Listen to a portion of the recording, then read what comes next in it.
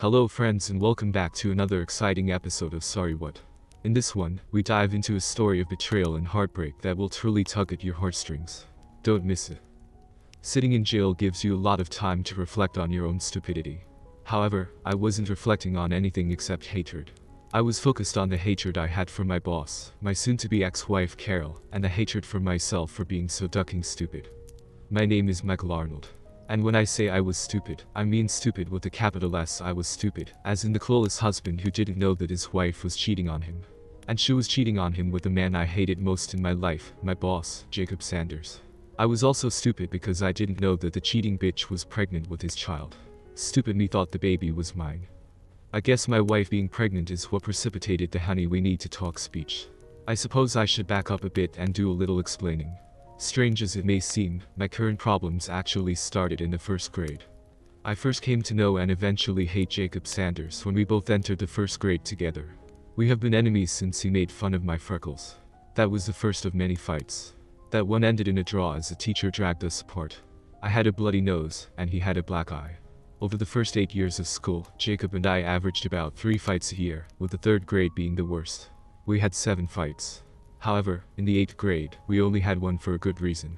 I kicked the shit out of him. I didn't want anything to do with Jacob, and I tried to stay away from him, but he wouldn't leave me alone. For some reason, he was jealous of me and was constantly trying to outdo me. He tried to get better grades than me in each of our classes. He was better at science and literature. I was better at math and history. The rest of the subjects, we were about the same. In sports, Jacob was a pretty good athlete, but I was a little better. Nevertheless, if I went out for a sport, Jacob went out for the same one and tried to outdo me. The fight stopped, as I mentioned, after 8th grade when Jacob realized that he couldn't beat me. Then he started trying to embarrass me or get me in trouble. He almost got me expelled and arrested while we were in high school. It was in our sophomore year when someone broke into the school and graffitied the hallways. The authorities found my student ID next to an empty spray can in the dumpster. The only thing that saved me was the fact that I'd noticed my ID was missing out of my wallet the day before and reported it. I knew it had to be Jacob because I had seen him walking away from my locker after practice one day when I came out of the shower. I figured he was up to no good, so I checked everything in the locker. When I got to my wallet, I checked my cash first and then went through the rest of it. That's when I noticed my ID was gone. I went immediately to the front office and reported it. One time, Jacob had a fart noisemaker. He had put the device in the desk I was sitting at and triggered it. The fart sound blasted through the class, and then Jacob began holding his nose and waving his hand. "Mike, what did you have for lunch?" he chortled. The class laughed, but I used the old standby. He who smelt a delta. The class exploded with renewed laughter, which brought a warning from Miss Wormwood that if Jacob and I continued to disrupt the class, we'd be spending time in detention. Being laughed at and then chastised by our teacher infuriated Jacob. He turned bright red but said nothing. Besides attempting to get me expelled and perhaps even arrested, Jacob's efforts were more annoying than anything. For the majority of things, I didn't care if he was better than me. Outside of the normal teenage insecurities, I was pretty comfortable with who I was. However, there was one area that I did care about, and that was girls. Both of us were reasonably good looking. However, Jacob's family was wealthy, which gave him the edge with the girls in school. He had his own car in the 11th grade, and it wasn't an old clunker. His parents bought him a BMW Z4, which was a $50,000 car. How could I compete with that? As it turned out, I was good looking enough to get my fair share of dates. On the other hand, Jacob was dating the cheerleaders and the girls in the in crowd. I figured they were out of my league anyway, so I didn't care. However, he wasn't satisfied with his rarefied success with the girls. He had to try to rub my nose in his success. If I dated a girl more than once, Jacob would swoop in and start dating that girl. And it didn't take long for her to drop me. Even there, for the most part, I didn't care. I wasn't going steady with any of the girls, so if they wanted to date Jacob, it was no skin off my nose. Yet, there was one girl that I really did like. Her name was Sandy Springer, and she was smart, funny, and pretty. So, when I started dating her, I took her to out-of-the-way places, so that Jacob wouldn't know that I was interested. After a couple of months of dating, we decided to go steady. I thought if Sandy was wearing my class ring, I was safe. Remember when I mentioned that I was stupid? I was stupid all the way back then too. With the senior prom coming up, I just assumed that Sandy and I would be going together. I should have asked her right away, but I'm not sure that would have done any good. Anyway, after I purchased the tickets, I mentioned it to Sandy at lunch. She got red and said that she had accepted an invitation from Jacob to go with him. I demanded and got my ring back. Then I left Sandy sobbing in the cafeteria. I never spoke to her again. I was so pissed at Sandy that I was looking to rip someone's head off. Instead, I saw Pam Taylor, the captain of the cheerleaders squad, and Jacob's supposed girlfriend. Under normal circumstances, I would never have dared approach her. "Hey, Pam," I said cheerfully, "how are you doing?" "I'm doing good. How about you, Michael?" she responded. Pam was gorgeous, but she wasn't stuck up. "I'm doing okay," I said, figuring that I had nothing to lose. "Say, would you like to go to the prom with me?" "That's very sweet of you to ask," she said kindly, "but I'm going with Jacob." Oh, I feigned ignorance. I must have misunderstood because I just heard that Jacob asked Sandy Springer. I must have got it wrong. Yeah, forget I said anything. I'm sure I heard it wrong. I left Pam flustered and talking to herself. I heard later that she and Jacob had a huge blow-up. Maybe he had stolen Sandy from me, but I had messed up his romance with Pam. It wasn't totally satisfying, but it was better than nothing. But later that afternoon, it got a whole lot better. Michael, Pam called to me as I was leaving school. "Hey, Pam," I continued playing innocent. "I'm sorry about upsetting you earlier." "Cut the crap, Michael," Pam's eyes narrowed. "I found out that you were going steady with Sandy, and that creep, Jacob, stole your girlfriend." My ears burned red. I had been busted. "Yeah, I'm sorry. I was just trying to get back at Jacob. I'm sorry you got caught in the crossfire. Were you serious about taking me to the prom?" "To Bears," I started to say, "never mind. Yes, I would be thrilled if I could escort you to the prom." "Good, because I want payback," Pam said. "And if you play your cards right, it could be a very memorable night." The prom turned out to be a true highlight for me. Not only did I get to take the best looking girl in school to the prom, but she made me feel like a prince. Pam was all over me. I reveled in the looks on the other guys' faces. They couldn't believe that she was there with me. And Jacob, I don't know what he thought was going to happen, but it definitely wasn't having his girlfriend out on a date with me. I think Jacob thought Pam might go to the prom as one of the football players' date, but certainly not me. His eyes almost popped out of his head when he saw us come into the gym. Throughout the night, he tried to insert himself between Pam and me. He tried to get her to leave me and sit at his table. Pam shut him down. He asked her to dance numerous times, but Pam wouldn't give him the time of day. I really felt sorry for Sandy because she realized that Jacob had used her. Sandy finally broke down crying and had her parents pick her up. I still feel a little bad about that even now, but she made her choice and had to live with it. After the prom, Jacob still tried to get Pam away from me. I was smart enough to know that I was playing the part of Cinderella, and by tomorrow, Pam would probably be back with Jacob. But for tonight, I was going to play my part as far as it would go. And it led to a local motel where I had sex with the best looking girl in school. When I dropped Pam off, she kissed me deeply and told me what a great guy I was. I went home floating on a cloud. But as I expected, by the following Monday, Pam and Jacob were a couple again. Still, I would smirk at Jacob whenever we passed in the hall. Graduation came, and most of us scattered to our college of choice. I was sorry to be leaving my hometown and scared about the unknown, but I wasn't sorry to be parting ways with Jacob forever, or at least I thought so. I had been accepted at Georgia Tech while Jacob was going to Harvard. Of course, he was going to Harvard. His grandfather had a building named after him there. I did well at Georgia Tech, majoring in software design. And it was at a mixer during my junior year at Tech that I met Carol. I'm not going to bore you with the details of how we courted, fell in love, and got married. Well, in truth, I think at the beginning we were more really good friends than truly in love. Needless to say, our story wasn't that memorable, and it's all irrelevant now anyway. I will say this about Carol. She was smart. She was a business major at the University of Georgia. I liked her because she was not only smart, she was also funny and very friendly. However, Carol wasn't super hot looking. She was pretty in the girl next door kind of look. In truth, Carol couldn't hold a candle to Pam, but she was about as pretty as Sandy. For whatever reason, we clicked. We got married 3 months after we graduated, and for our 5 years of marriage, I thought we were pretty happy. Even though we were more friends than lovers when we got married, by the 3rd year of our union, I was totally in love with Carol, and I believe she was equally in love with me. We were even talking about starting a family. Little did I know that my wife had kind of jumped the gun on that and started one without me. Right out of school, I got a job with Zappa Security Software, a small startup company. I had graduated at the top of my class, so I had my choice of jobs. The 2 brothers at Zappa sold me a bill of goods about being on the ground floor and making a fortune. However, don't get me wrong, the company did very well. The firm prospered, and we turned out quality work for some very large companies. I was also paid a tidy 6-figure salary. Our job was to find holes in the company's software security and plug them. Our reputation was growing, but then the brothers decided to cash out. Surprisingly to me, we were acquired by a firm roughly the same size as Zappa, and that's when my problems began. About 3 years after I started working for Zappa, Carol wanted to find a new job. As it happened, Zappa was looking for an office manager. So, Carol applied and was hired. I was a little worried about both of us working for the same company, but it turned out fine at first. We used to carpool and have lunch together. We were in completely different departments and areas, so we rarely saw each other during the day. We drove to work together, gave each other a kiss, and went to our departments. If we were both free, which was most days, we ate lunch together and then carpooled home at the end of the day. It worked well for us until it all went to shit. Before I tell you about the acquisition, let me tell you about my department. I was a senior programmer, which meant that I worked on projects myself and oversaw the work schedule for the other 8 programmers that reported to me. But my main responsibility was to troubleshoot any problems that my team couldn't handle by themselves. Fortunately, those were few, which meant our customers were very satisfied. Our workspace was about the size of half a basketball court. We called it the bullpen, and we worked mostly at stand-up desks. The room was filled with all kinds of computers, servers, interfaces, and printers.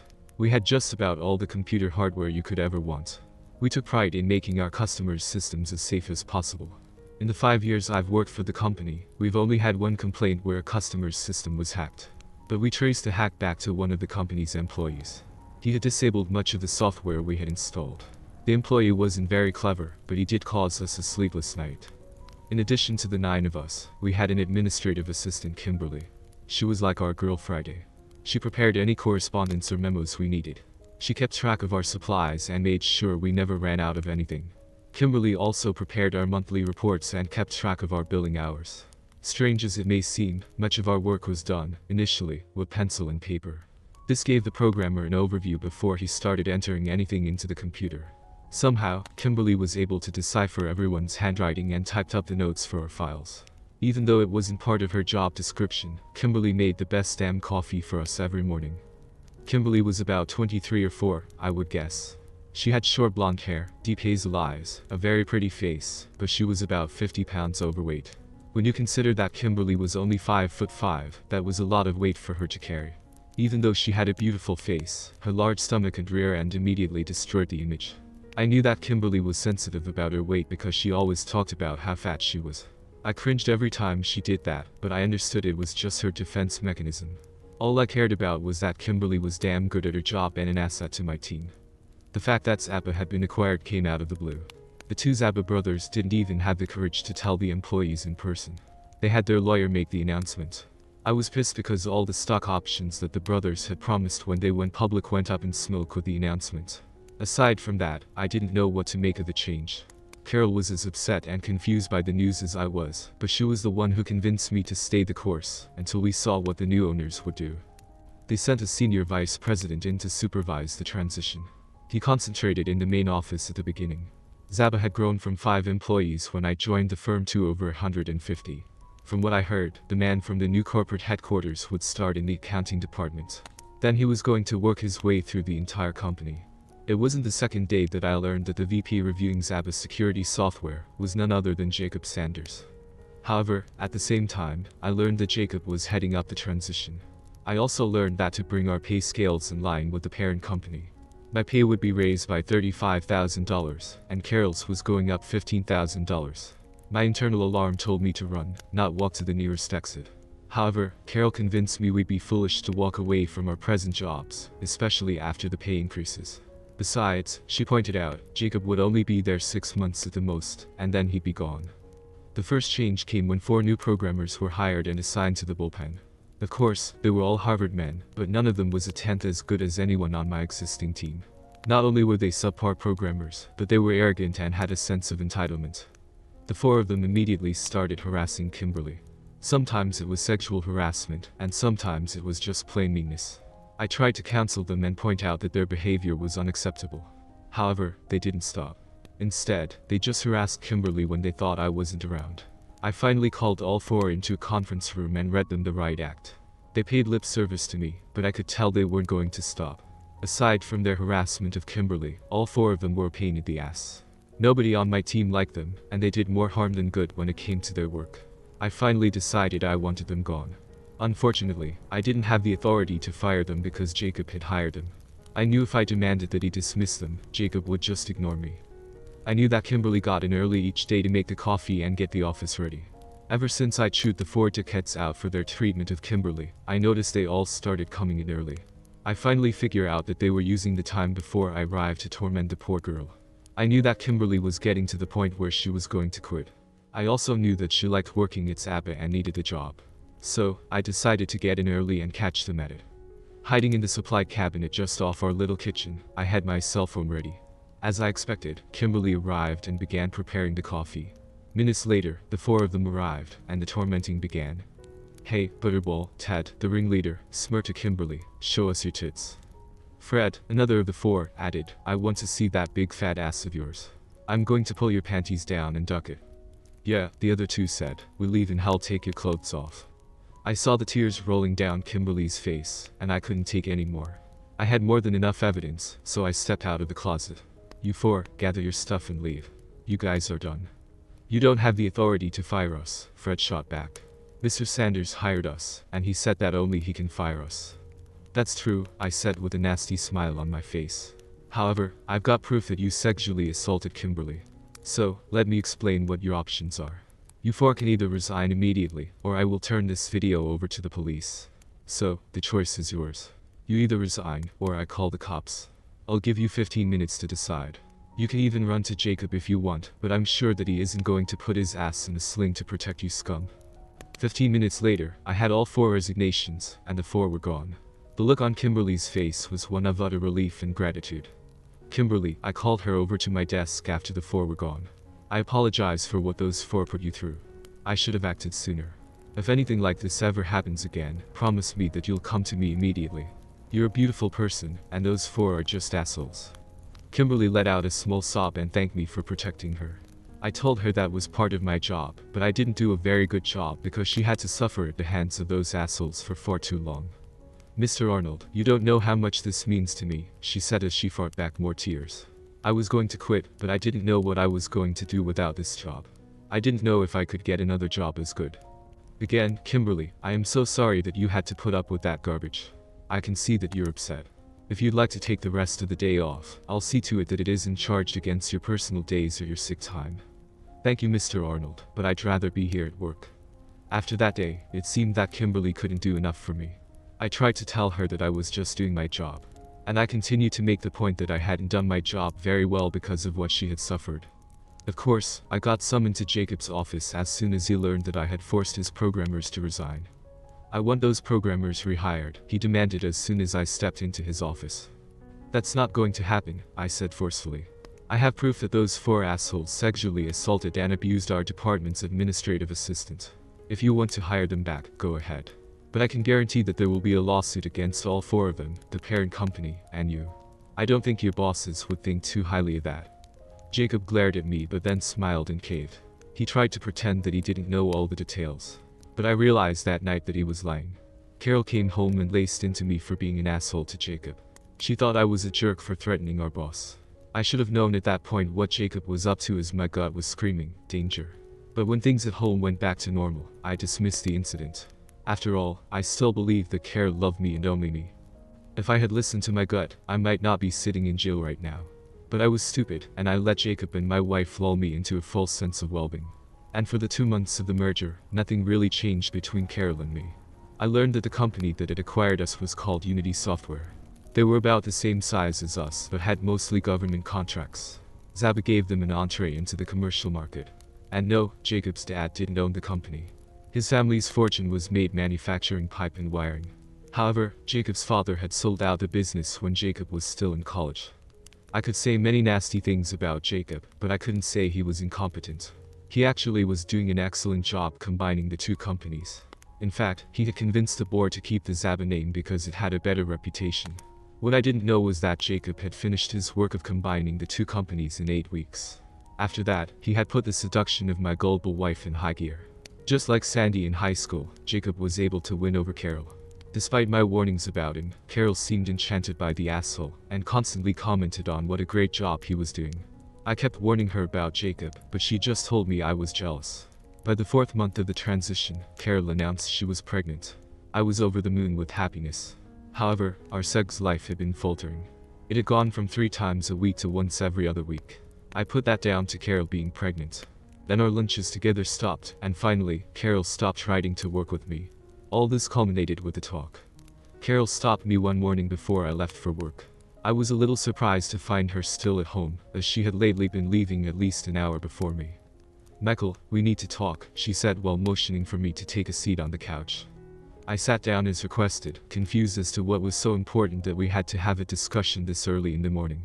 However, what Carol told me blew up my entire world. "I'm so sorry to have to tell you this," Carol said with a hardness in her eyes, "but I've fallen in love with Jacob, and he has fallen in love with me." I just stared at her for a long time. I studied her face, and what I realized was that she wasn't sorry about anything. Finally, I exploded. "Are you out of your ducking mind? I told you that Jacob is an asshole, and he would try to drive a wedge between us. I can't believe you're buying into his total bullshit." "He's not an asshole," Carol flared. "He's a kind and loving man. He understands me, which is something that you never have." I could feel my soul being crushed with each word that Carol said. I was desperate at this point, so I went with something that I hoped would bring her to her senses. "What about our unborn child?" I said softly. "Doesn't that mean anything to you?" "The child isn't yours," Carol said with a tight smile. I was stunned by her statement. "That's a lie." "No, it isn't," she said. "We hadn't had sex for 2 weeks when I got pregnant." Now I was beyond furious. "You cheating slut. You've been ducking that piece of shit. It's my body, and I can do what I want with it," she screamed at me. "You don't owe me." Devastated doesn't even begin to describe how I felt. But my father had once counseled me to never show a woman that she had wounded you. Keeping my composure was the hardest thing I've ever had to do. But I was able to hold it together and smirk at her. "He said that Jacob understands you like I never have," I said with a tight laugh. "You're right. He does. He understands that you're a stupid, gullible cunt. God, you are so stupid. But you know what? You deserve each other. He's a ducking asshole, and you're a ducking whore." "Duck you, Michael," Carol stormed. "No, that's never going to happen again," I said calmly. "But just so you know, I'm not moving out of this house. You can go live with Jacob in his apartment." "We'll see about that." Carol turned and headed for the bedroom. What a ducking nightmare I had fallen into. Learning that my loving wife had been screwing Jacob all this time was too much to process. I wanted to beat the shit out of the cunt, but I just didn't have it in me to hit a woman. Jacob, on the other hand, I had no reservations about. I cried all the way to work, but finally got myself under some sort of control. Well, that's an out-and-out lie. I was running a pure rage. On the way over, I had decided that I would resign and beat the shit out of Jacob, but not necessarily in that order. I ran into Jacob as he was entering the company's front door. He didn't seem at all alarmed to see me and even flashed a smirk at me. A thought sprung up in my mind that it would be so like Carol to take it upon herself to drop her little bomb on me without consulting Jacob. She was very independent. Jacob, on the other hand, I suspected, had no intention of telling me about the baby until after it was born. Then he would take both my wife and newly born child away at the same time. It would be his ultimate win over me. Rage filled me as I walked up to him. He just continued smirking. At that moment, I exploded and punched him in the nose and then in his mouth. Blood immediately began to pour down his face, but I wasn't through. I hit him 2 hard shots to his balls, and as he began to crumble, I hit him with an uppercut. I left him curled up in front of the door as the guards raced to help. Later, I would learn, he lost 3 teeth in addition to a broken nose. He also had a ruptured testicle. I didn't come out completely unscathed as I had broken 2 fingers on my left hand. I headed to the bullpen and started boxing up all my personal possessions and papers. Kimberly saw me, and I could see concern and fear on her face. "What's happened?" she asked with genuine concern. "Jacob has been ducking my wife behind my back, and now she is leaving me for him. I just beat the shit out of him, so I guess I'm terminated. And even if they don't fire me, I quit." The rest of my staff was shocked to hear what had transpired. My team was not only upset for me, but was also very worried about their own individual jobs. I assured them that what I did would have no effect on their continued employment. Once the staff was calmed and assured that they wouldn't suffer for my stupidity, I went back to packing up my stuff. But I never finished as the police arrived, and I was arrested. I expected that that would be my fate, but I didn't expect it to happen so soon. As they handcuffed me, I asked Kimberly if she would gather up the rest of my stuff and take it home with her. After I had my mugshot taken, was fingerprinted, and given paper towels to clean my fingers, I was allowed to make my phone call. but I didn't know who to call. My parents were away on a cruise.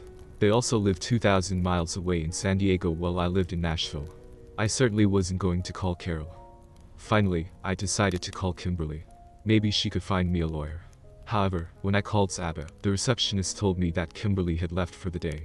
After that, I didn't know what to do, so I just sat in my cell, alternating between being angry as hell and wondering how I could win my wife back. One thought kept raging in my head. How could Carol betray me in such a cold and heartless way? Then the thought of getting revenge clouded out everything else.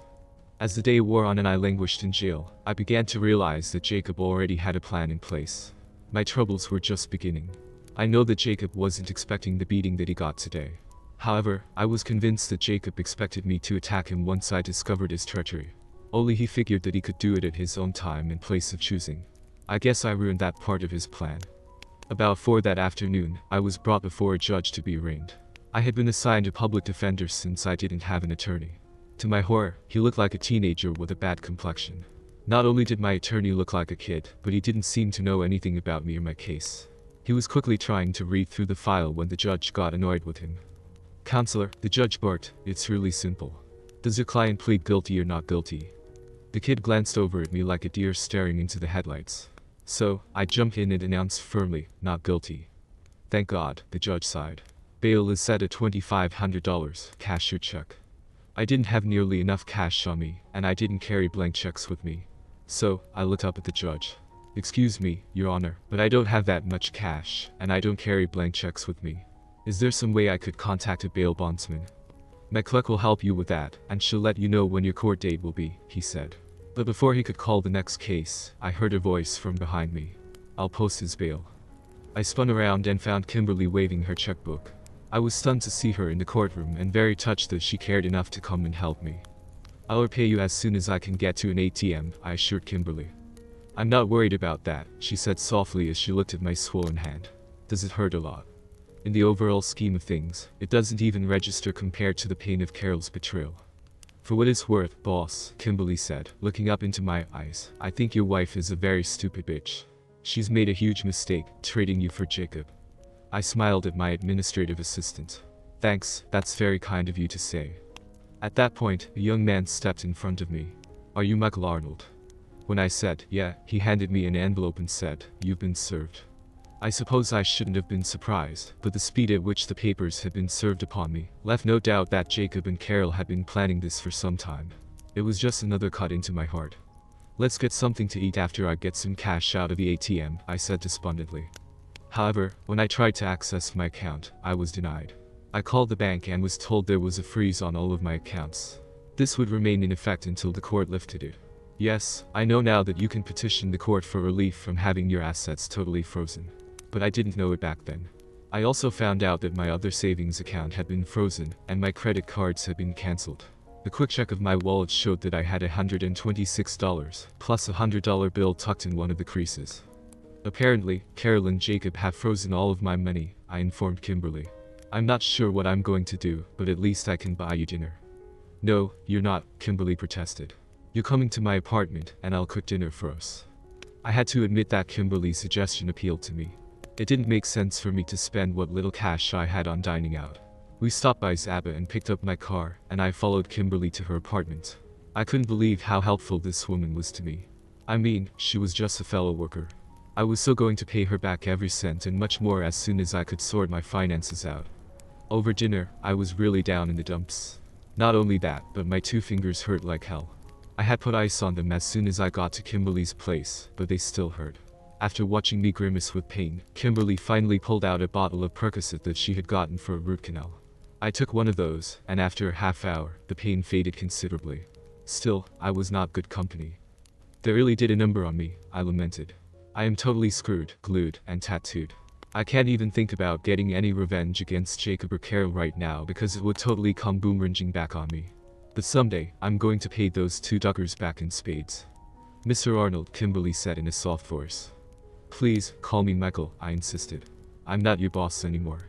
Besides, what you've done for me today makes you a very good friend." Kimberly smiled and continued. "Michael, my mother cheated on my father and left him for another man. I had to go live with her, and I hated every minute of it. Her lover was an asshole, just like Jacob. He never married my mother, but they lived together for 10 years before he found someone younger to run off with. My father was bitter and tried to get revenge on my mother for years. He wound up in jail several times and finally died a broken man. Don't waste your life trying to get revenge. In the end, my dad told me that he truly regretted letting my mother's betrayal ruin him. He wished he had just moved on and forgotten the bitch. Today, my mother lives alone in an assisted living facility where she struggles with respiratory problems from years of smoking. I visit her once a week even though I still don't like her very much. And every week, I have to listen to her lament on what a mistake she made leaving my father. So, please don't waste your life trying to get revenge. I told her that she was probably right. Still, at that moment, I had no intention of letting those backstabbing motherfuckers off the hook. The anger was still bubbling just below the surface, and I wanted my pound of flesh. After I helped clean up the dishes, I told Kimberly that I should get going and find a cheap motel. Her response was immediate. No, you're not doing that. You'll spend the night here. I have a spare bedroom, and you're welcome to it. Kimberly, you have been the only ray of sunshine in the pit that is now my life. I can't impose on you anymore. First of all, it isn't an imposition, she insisted. Second, if you sleep here, I can go to work tomorrow and find out what's going on. Again, Kimberly was making a lot more sense than me, so I accepted her invitation. About mid-morning the following day, Kimberly called me to let me know that I had, indeed, been fired. She then told me to fire up her computer and type up a letter instructing HR to send my final check to her address. Surely, the head of human resources wasn't sure whether the company was obligated to pay my vacation time and sick leave. But she felt that should be put in the letter anyway. But the courts have frozen all my money, I pointed out. Shirley told me that the course order is just for the bank accounts. So, get the letter in as quickly as possible before Jacob or Carol realize what you're doing. I did as Kimberly suggested and got a fax back stating that I would be receiving a check for $4,925.57 in a couple of days. The fax also stated that they had to check state law to determine if the company had to pay vacation time or sick pay. As it turned out, they didn't.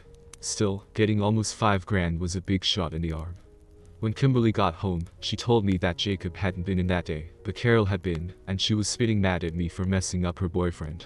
Somehow, that amused both Kimberly and me. I decided to stay at Kimberly's place until I got my check. During that time, I put together a resume and began actively looking for a job. I discovered very quickly that Jacob and Carol had blackballed me. Since I worked in cybersecurity, no one would take a chance on me with a felony conviction hanging over my head. When my check arrived, I endorsed it over to Kimberly, and she deposited it into her account. I didn't want to take a chance of opening a new account, only to have that one frozen also. Again, when I told Kimberly that I would get out of her hair and rent my own apartment, she was upset. Kimberly pointed out that I probably couldn't even rent a doghouse without a checking account. Plus, if they check my credit rating right now, it would probably show my financial difficulty. Look, please just stay here until you have a new job, she urged me. In the meantime, you can find a lawyer. I finally agreed. The lawyer I retained took me on when I paid him a $2,000 retainer. However, it was money well spent because he immediately petitioned the courts to allow me access to a reasonable amount of money from our checking and savings accounts. The course allowed me to spend a sufficient amount to provide a minimum lifestyle. This, of course, included paying my lawyer. I had been at Kimberly's apartment for 8 days now and thought it was time to go. So, I found an apartment in her complex and put the necessary deposit on it. That Saturday, Kimberly helped me buy the minimum furnishings for my new abode. I also took her out for the dinner that I promised her. Kimberly wanted to go to the Olive Garden, which I like also. During the meal, I studied her more closely. She had the face of an angel, but the extra 50 pounds she carried detracted from this beauty.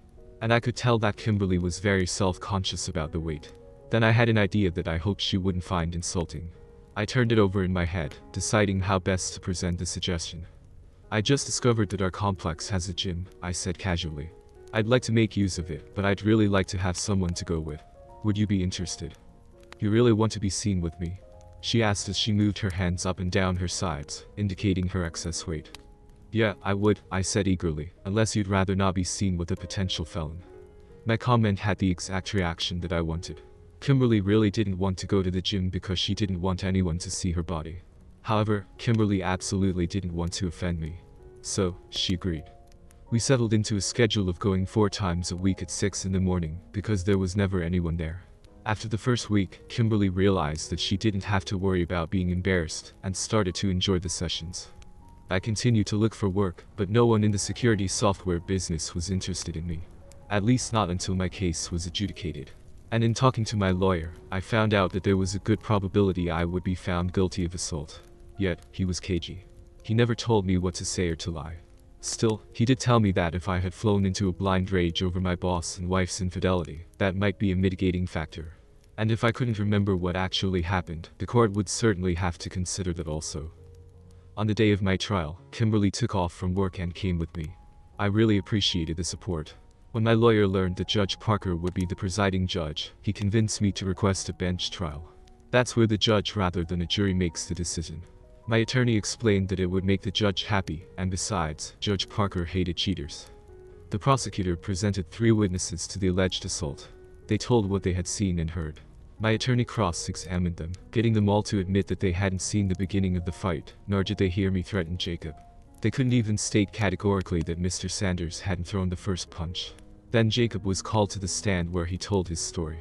Naturally, Jacob went into great detail about what was called the unprovoked attack. Jacob was emphatic that he hadn't even thrown 1 punch, and then listed the injuries he had sustained. My attorney questioned him about his relationship with my wife. Jacob lied and said they were just friends. When asked about the child my wife was carrying, he told the judge that it was mine as far as he knew. When Jacob got down from the stand, he smirked at me as he returned to his seat. I was the only witness my attorney called for my defense. And all he did was ask me to describe what had happened the day that led to the alleged assault and what I remembered of the incident. So, I explained how my wife had blindsided me that morning, telling me that she was divorcing me to marry my boss. I was especially devastated when my wife told me the child I thought was mine was, in reality, Jacob's. I explained that she had been the love of my life, but she had discarded me like a pair of old shoes. I told the judge that I remembered seeing Jacob by the door and him smirking at me. After that, I lied and said I didn't remember anything until I was at my desk throwing things into a box. The prosecutor tried to trip me up about my recollections. He kept trying to go over the timeline. The truth was that I was in such a rage that morning that I had no idea about time.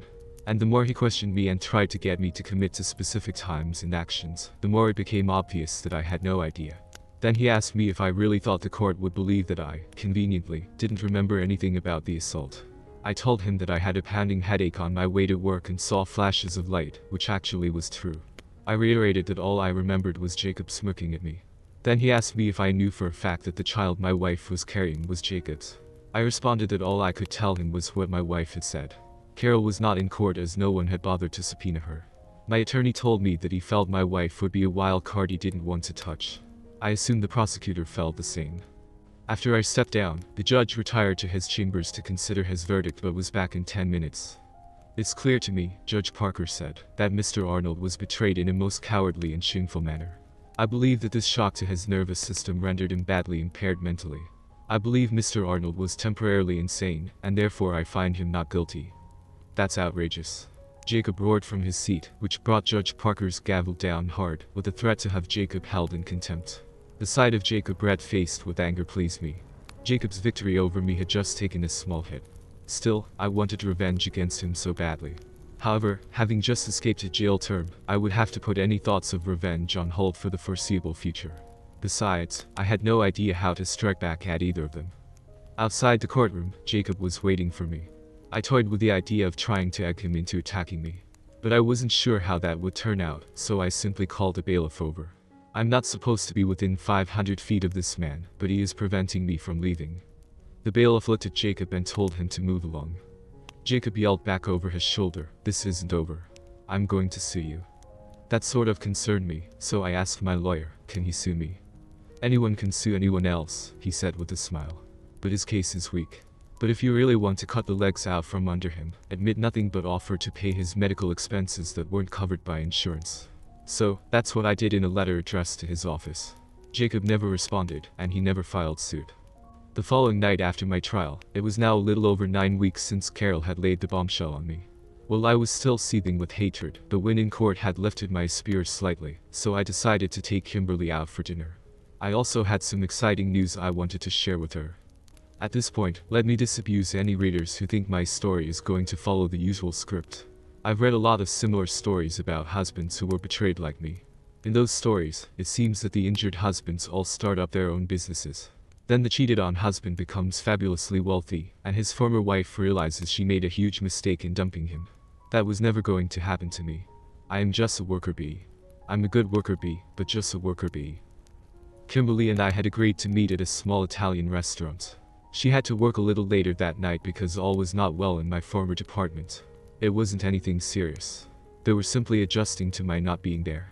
Anyway, when she came in, she looked wonderful. Kimberly was still heavy, but it was obvious that she had lost weight, and the dress she wore was very flattering. I stood up and kissed her on the cheek. Wow, you look wonderful. You've lost weight, haven't you? Kimberly beamed. Yes, I've lost 16 pounds. I'm sorry I didn't notice before now, but you wear those oversized sweatshirts and sweatpants.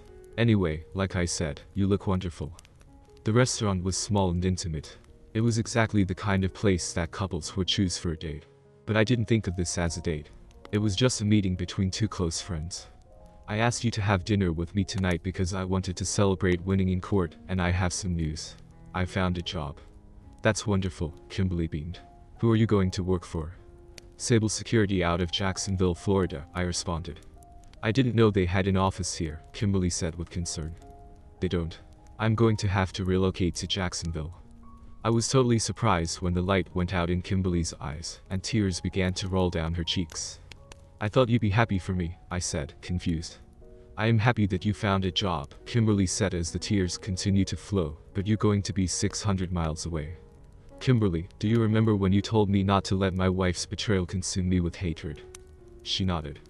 I now understand that the only way I can do that is to put some distance between Carol and me, and let time do the rest. I understand, Kimberly said as she dabbed her eyes. It's just that I'm going to miss you.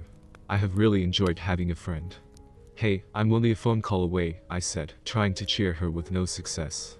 I was truly surprised by Kimberly's reaction. Then it struck me that she probably didn't have many friends, so I offered another suggestion. You could come down and visit if you like. I don't know what Jacksonville has to offer, but I'll find out. You'd really like me to come to visit?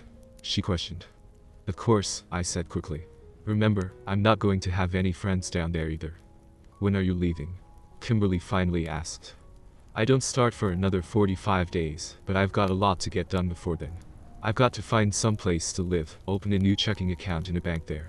I also have to go for a polygraph test, get fingerprinted, and take a drug test. I figure it's going to take at least 2 trips down there to get it all done. The mood lightened somewhat after that, but I noticed that Kimberly didn't eat very much. I figured she was still a little upset. In fact, the closer it got to the time I was supposed to leave, I found Kimberly getting a little sadder each day. It seemed that she was hoping for something more between us. I have to confess that this confused me because I felt Kimberly could do so much better than me. I spent my last night before heading to my new job in Kimberly's apartment. She made a delicious dinner topped off with a chocolate cake with the message, "I'll miss you" on top.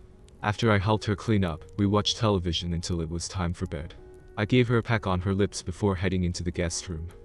Sometime during the night, I felt the bed shift slightly, and a body slid in next to me. I was still half asleep when I realized it was Kimberly and she was naked. One touch led to one intense sex. When I was spent, I cuddled next to Kimberly, and she was sobbing. I was concerned that maybe I had hurt her or she was mad that I had taken advantage of her or something. What's wrong, Kimberly? I asked in almost a panic. Did I hurt you? No, I'm just so happy, Kimberly said as she put her head on my chest. I've had sex before with 5 or 6 men, but this is the first time I've ever made love. Thank you. We lay there for several long minutes before Kimberly slid out of my bed. She took 2 steps toward the door and then came back to me. She leaned down and kissed me. Will you sleep in my bed with me tonight? I was more than happy to oblige, if for no other reason than my bed was sopping wet. Besides, being in bed with Kimberly seemed a wonderful way to spend my last night in this city. I woke up the next morning to Kimberly touching me and making love with me. After that, we showered together, and it was there that I realized that Kimberly was about 3/4 of the way to being a stone-cold fox.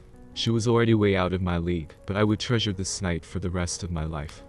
After breakfast, I checked my car one last time to make sure I had everything. Then I turned to Kimberly and kissed her. She responded with perhaps the most passionate kiss I've ever received. Then, sadly, it was time for me to go. As my car pulled away, I looked in the rearview mirror and saw Kimberly sit down on the curb. She buried her head in her hands and sobbed. I desperately didn't want to leave her, but I knew this was for the best. I was still in love with Carol, and therefore, I was damaged goods. It was somewhat funny, though, because I no longer thought about revenge. I just had a profound sadness deep in my heart. Jacksonville was an exciting city, but I didn't get to see much of it. I jumped into my new job with both feet. I worked long hours, not just to get caught up, but because it helped me forget about Carol. I kept in touch with Kimberly, and she always seemed so thrilled to hear from me and so sad when our phone call would end. It was from her that I heard the news that I dreaded. Carol and Jacob were married about a month after the divorce was final. I also learned that Carol had a baby girl. For whatever reason, that news didn't bother me as much. Maybe I was beginning to get over the hurt and humiliation. It was true that I seldom had any sleepless nights anymore. I also rarely woke up in the morning depressed that Carol wasn't in bed beside me. Kimberly came down and spent 4 days with me in March. Since we hadn't seen each other for some time, we were unsure about our relationship. We sort of danced around the issue of sex and didn't sleep together until the last 2 nights. It was almost as intense as that first time. Only this time, I had rubbers on hand. Maybe 4 dozen was a bit overly optimistic, but I did use 6 of them over those 2 nights. About a year after that, I was told that I could hire an administrative assistant for my team. Sable Security was considerably larger than my old company. Whereas ABBA had 1 team that worked on cybersecurity issues, we had 6. And in that year, I had advanced from just being part of 1 team to heading it. As the decision was mine as to who to hire, I immediately called Kimberly. I had barely explained the job to her when she said that she wanted it. When I picked Kimberly up at the airport, she took my breath away. As I had predicted, she was gorgeous. I saw men's heads snap around as she came out of the passenger area, but all she wanted to do was to get to me. She threw herself into my arms and kissed me with a passion that buckled my knees. The plan was for Kimberly to stay with me until she found an apartment of her own. I figured that would only take about a week, but the search stretched out week after week. Each apartment she looked at had something wrong with it. I wasn't complaining because Kimberly and I were sharing the same bed. It's funny that over the year and a half that I'd been in Jacksonville, I had continued to think about Carol less and less. And when Kimberly arrived, I stopped thinking about her at all. Still, I knew that Kimberly would eventually move out, and I was dreading that day. After 5 weeks, I asked Kimberly about her apartment situation, and she started to cry. I was totally dumbfounded. I knew that I had made her cry, but for the life of me, I didn't know why. "I'm sorry," I apologized. "Did I say something wrong? Do you want me to leave?" Kimberly asked timidly. "Hell, no," I said forcefully. "I'd love for you to stay permanently, but I know that one day you're going to want to leave. I just want some time to prepare. I'd ask you to marry me, but you are way too good for me." "No, I'm not," Kimberly protested. "I've loved you almost from the day I started working at Zappa. I'd marry you in a heartbeat." That changed everything for us. We went shopping for a ring that day and began planning our wedding. Even though I was terrified that Kimberly would eventually dump me for someone else, I was so in love with her that I had to take the chance. 6 months later, Kimberly and I were married. A year after that, Kimberly gave birth to a little boy we call Mikey Jr. 18 months after that, we had a little girl named Charlotte. I had now risen in Sable to where I supervised all 8 cybersecurity teams. Yes, we had added 2 more. Kimberly, on the other hand, had opted to be a stay-at-home mom. It was close to Christmas, 3 years later, when I was called into a meeting. It was at this meeting that I learned that Sable was planning to acquire Zappa's security software. I was to be part of a team that would conduct the due diligence before the acquisition could be finalized. During the years that Kimberly and I had been married, Kimberly's mother had died, but my parents retired. They had moved to Jacksonville to be nearer to the grandchildren and me. With them as babysitters, I made plans to use the week-long getaway as a mini vacation. I would also use Kimberly's skills as an administrative assistant to help me do my investigation. That way, I could take Kimberly to work with me every day where she could see some of the people she had worked with, and we'd be able to slip away for long lunches together. As the week in Nashville progressed, I learned 4 things. First, I learned that this facility was the only location where Zappa did its cybersecurity work. Second, Jacob had been installed as the chief operating officer, and Carol was a senior project manager. Third, that despite my animosity toward Jacob, I found that he ran a tight ship. I found that his entire operation, from my standpoint, was first-rate. And the last thing I learned was that Zappa was having their Christmas party that Friday night, and I was expected to go. Outside of the first introductions of our team to Jacob, I had no contact with him. Also, I never saw Carol during the entire week. However, that changed at the Christmas party. Zappa had rented a ballroom in the Hilton Doubletree in downtown Nashville. It was festively decorated with tables ringing the outside of the dance floor, and a 5-member band had set up in one of the corners.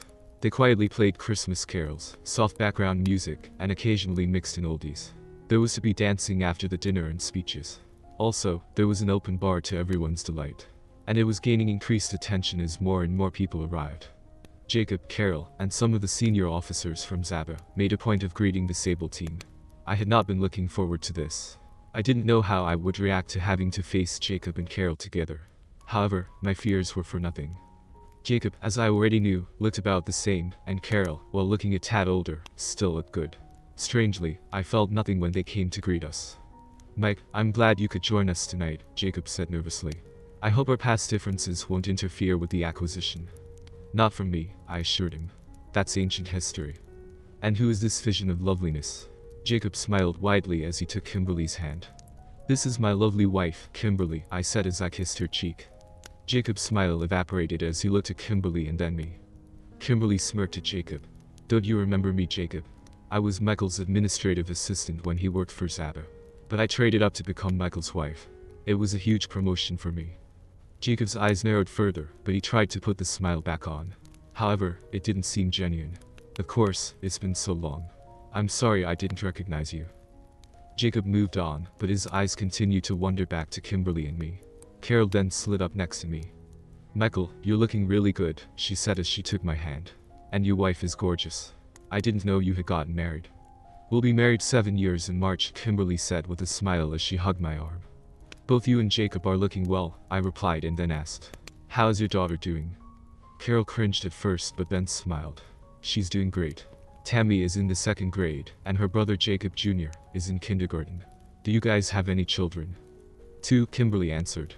"Mickey Jr. is in kindergarten, and Charlotte is still at home with me. They're both doing well. Thank you for asking."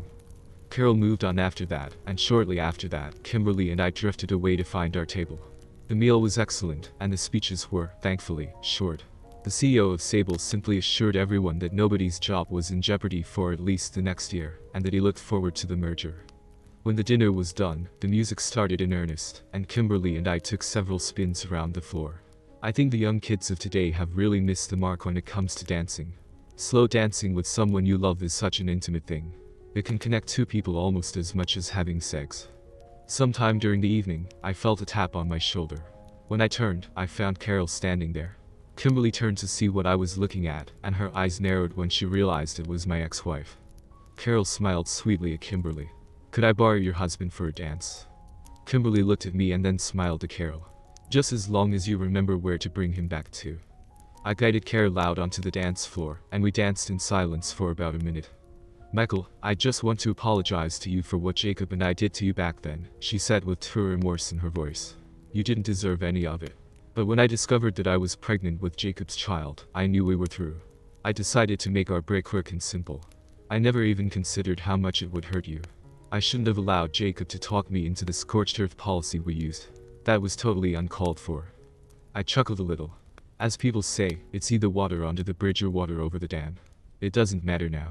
We've all moved on. Besides, I sort of did deserve some of it. I did beat the crap out of Jacob. Apparently, I didn't damage his testicles too badly because you've had a second kid. Carol giggled at that. We danced for a bit in silence, and I decided to bury the hatchet between us once and for all. "Look, Carol," I began hesitantly. "I admit, I was very bitter when you left me for Jacob. It did take many months to accept losing you, but now we're both happily married with kids. I've come to believe that this was what was meant to happen." Carol chucked out a harsh laugh, and when I looked at her face, a tear was running down her cheek. "Did I say something wrong?" Carol just shook her head. "No, Michael, you didn't say anything wrong. It's just that it isn't what you think. On the surface, everyone thinks we're the perfect couple. And for the first year, I would have agreed with them. But Jacob is just a charming manipulator. He uses people and then discards them. I know that he's cheated on me many times. But he isn't as smart as he thinks he is. Every time I find out he's cheated on me, I cheat on him." My mouth dropped open, and Carol noticed. She chuckled. "It's a hell of a way to live, I know," she said sadly. "I should have left Jacob when I found out what he was really like, but I was too ashamed and too proud. Michael, I am pleased that you found happiness, but I will always regret that I tossed you away. You and my children are the best things that ever happened to me." We continued to talk until the song ended. Then Carol accompanied me back to my table and thanked Kimberly for letting her borrow me. As Kimberly and I were dancing our last dance of the night, it struck me that her advice all those years ago had been spot on. If I had refused to move on from Carol, it might very well have consumed me. I guess it's true what they say, when God closes a door, he opens another one. When I lost Carol I was totally devastated, but then God let me find Kimberly. And I can't even imagine a life without her. So, what did you and Carol talk about? Kimberly finally asked. Is she trying to get you back? I laughed and kissed her. Like she has any chance of doing that. Good, Kimberly said as she put her head on my shoulder. Just remember that I'm a jealous one-man sort of woman. I'll cut your you-know-what off if you ever try to leave me. I only bring it up because I heard that their marriage isn't all sunshine and rainbows. Carol told me the same, I agreed, but I think they'll stay together for the children. After the kids are grown, I wouldn't put any bets on that marriage surviving. What a sad way to live your life. Anyway, Carol did tell me something that I found amusing. I know that she was not at all amused by it, and I'm pretty sure that Jacob isn't going to find it amusing when they get home tonight. What's that? Carol was standing behind her husband, and he didn't realize she was there. Jacob was staring at you when he said, "That duck-thing Michael won again." Thank you for joining us on this eye-opening journey through the world of infidelity. Remember, when God closes a door, it's often to lead us to something better. Don't forget to like and subscribe to Sorry What for more stories that will make you rethink trust entirely.